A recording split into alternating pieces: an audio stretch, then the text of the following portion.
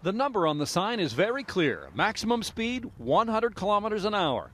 But does anyone really drive that speed? I say it should be 120. Why? Because that's the speed that everybody's going now. Web designer Chris Klimek thinks it's time for speed limits to reflect reality, which is why he started a web campaign to have speed limits increased. It's just unfair to the drivers. We should be able to drive at 120, 125, 130 kilometers an hour with peace. A suggestion immediately turned down by Ontario's Minister of Transportation. We will not be raising the speed limit anywhere in Ontario. Safety experts say if limits are increased, all speeds will go up, and that will cost lives. The slight change is a great headline grabber, but it has nothing to do with science, it has nothing to do with engineering, and it has nothing to do with road safety. I think it should be 122. Why is that? Because 100 is too slow.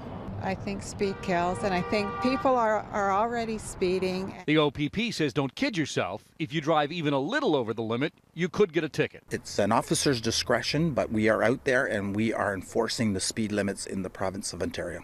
I mean, there's one small group that I never heard of before who suggested that the speed limit goes up, and here we have a media scrum with all kinds of people asking the Minister of Transportation questions. The answer is very clear, no. Nobody's actually sticking to the limit. Klimek will continue pushing the issue because for him, 100 kilometers an hour just doesn't add up.